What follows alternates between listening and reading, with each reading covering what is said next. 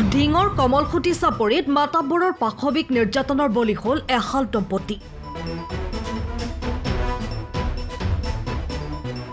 মাতাব্বৰৰ কথা অমান্য কৰাৰ বাবে দুই স্বামী স্ত্ৰীক তালিবানী শাস্তি।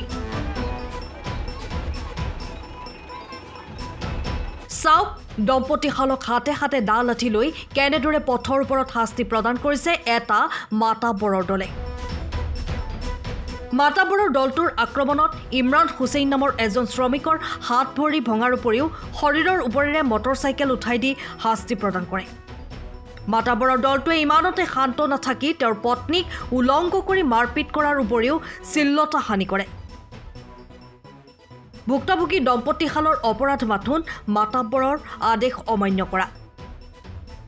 আনাৰুল ইছলাম নামৰ এটা মাতাব্বৰৰ কুপদৃষ্টিক শ্ৰমিক ইমৰান হুছেইনৰ পত্নীৰ ওপৰত, যাৰ বাবে বিভিন্ন মিছা অপবাদ দি মাৰপিট কৰে আনোৱাৰ হুছেইন ওৰফে আনাৰুলৰ নেতৃত্বত চিৰাজ আলী, জহিৰুল ইছলাম আৰু আব্দুল জলিলসহ কেইবাটাও মাতাব্বৰে।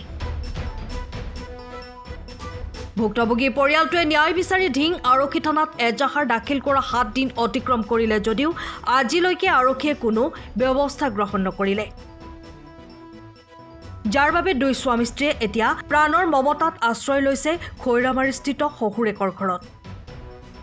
মাতাব্বৰৰ তালিবানী শাস্তিৰ বলি হোৱা দুৰ্ভগীয়া ইমৰান হুছেইন এতিয়া শয্যাশায়ী আৰু পত্নী মানসিকভাৱে ভাঙি পৰিছে।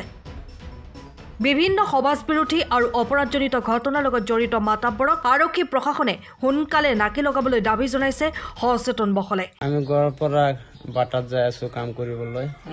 আমি নদীৰ ঘৰৰ ওচৰত আহিছো, জলিলৰ ঘৰৰ ওচৰত আহিছো। তাৰপিছত মানুহকেইটা 9টা মানুহ ওলাই আহিছে, আহি পেলাই মোক ধৰি পেলাই মাৰিছে। কি কাৰণে মাৰিছে? মাৰিছে আমাৰ এই মাইকেল কৈ আছে, আমাৰ বোৱাৰী কৈ আছে যে বদলাম কৰিবলৈ কৈ আছে।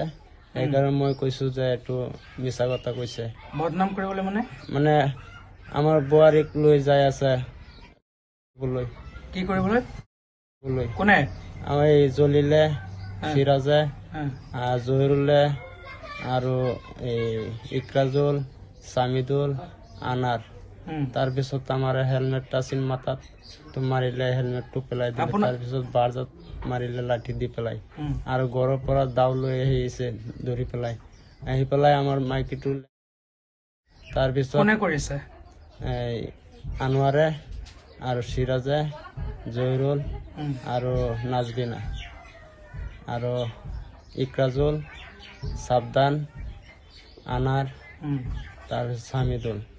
এইটো বাদে আমাৰ বন্তি আহিছে, আহি পেলাই কাপড় দি পেলাই ঢাকি দিছে। তাৰপিছত আমাৰ গাড়ী এটা আহি পেলাই বচালে। এজাহাৰ দিছো, আমাৰ একো কৰা নাই, কিবা আমাৰ সুবিধা কৰি দিয়া নাই। কেছ ৰেজিষ্টাৰ কৰিছে? কেছ ৰেজিষ্টাৰ কৰা নাই। আজি কিমান দিন হৈছে ঘটনাসমূহ? 8 দিন হৈছে। 8 দিন হৈছে। 8 দিন।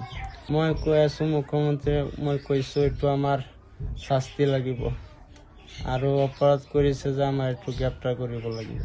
আমি আমাৰ জোৱাক লৈ পেলাই ইটভাটাত গৈ আছো কাম কৰিবলৈ। সিহঁতি ৰাস্তাত আহি পেলাই নদীৰ ওচৰত আহিলে, সিহঁতি জংঘলত বহি আছে। বহি পেলাই জংঘলৰ পৰা আমি যেতিয়া সিহঁতৰ ওচৰত আহিছোঁ, তেতিয়া জংঘলৰ পৰা ওলাই পেলাই আমাক টানা টানি কৰি আছে। তেতিয়া মোৰ জোৱাইটোৱে কৈছে যে শিকিলে টানা টানি কৰি আছো। সিহঁতি কৈ আছে বিয়া কাম কৰিব, আমি বোলে ঋণ দি আছো, এনেকা কৈ আছে বিয়া কাম কৰিব। পিছত সেইটো আমাৰ জোৱাই বাধা দিছে কাৰণে জোৱাকো মাৰিছে, আমাকো মাৰিছে। দাও, লাঠি আৰু বাইক উঠাই দিছে, এনেকা মাৰপিট কৰিছে। বাইক ক'ত উঠাই দিছে? সেই কোমৰত উঠাই দিছে, কঁকালত। আপোনাৰ গিৰিয়েকৰ? পিছত আমি আহি আছো, তেতিয়া ভনীবিলাক আহিছে মোক কৰিবলৈ। সিহঁতি ইমান কাপোৰটো উঠাইছে। তেতিয়া ভনীকেইটা আছে যে জোৱাৰ, সেইকেইটা আহি পেলাই মোক কাপোৰটো দাঙি দিছে। সেইটো কাৰণে সিহঁতক মাৰিছে, 2টাক মাৰিছে। আপোনাক মাৰপিট কৰিছে নেকি? আমাক মাৰপিট কৰিছে। আপোনাকো মাৰপিট কৰিছে, চুলি দাঙি পেলাই পিঠত মাৰিছে।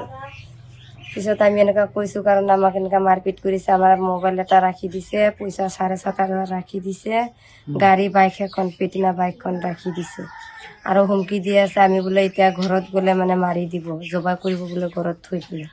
আপোনালোকে এজাহাৰ দিছে? এজাহাৰ দিছো আমি। আজি 8 দিন হ'ল এটা মানুহ আহি পেলাই চোৱা নাই, কেছটো ৰেজিষ্টাৰ কৰা নাই, আমি একো বিচাৰো পোৱা নাই। আমাৰ নাম আব্দুল জব্বাৰ। সিদিনাখন যিটো মাৰপিটৰ ঘটনা হৈছিল স্বামী স্ত্ৰীহালক মাৰপিট কৰিলে কোনে কোনে মাৰপিট কৰিলে এই ইমৰান আৰু ইমৰানৰ মাইকীজন তাত সেই গৈছিল এই বাটা যাবলৈ মানে সেই ৰাস্তাত জলিলে ঘৰত সন্মুখত নদী থাকি সিহঁতে লগ পালে মানুহ 9জন কিনে বহি আছে সেইটো গম নাপায় তো আনাৰলৈ কৈছে গাড়ী লৈ পেলাই গেহাৰা পিছত সেই বাইক আছে বাইকত খুন্দা দি আছে খুন্দা দি তাত পেলাই দিলে পিছত বাদে সেই 9জন মানুহক জলিলে ঘৰৰ পৰা ওলাই তাত সেই মাৰপিট কৰিছে বোৱাৰীজন সেইটো উলংঘা কৰি টানি আছে তখন সেইটো মাৰপিট কৰিছে এই সিৰাজ জহিৰুলে দুইজনে খুব মাৰপিট কৰিছে বাহিৰি সেইটো বোৱাৰী পিছত যাই আছে মাৰি পেলাই বাদে সেইটো এই জলিলৰ মাইকীটো আৰু এই ইকৰাজুল সেই দুইজনে মাইকীটো উলংঘা কৰিলে জলিলে বাছ লৈ গৈছে এই মাইকীজনে মাৰিটো এই কাৰণে আমি পিছত আমি গৈ গ'লে বাদে লাঠিটো আমি আনিছোঁ তাৰ পৰতে ঢিঙৰ পৰা bureau report time of Assam সময়ৰ খবৰ সময়ত পাবলৈ ফলো কৰক টাইম অফ আছাম।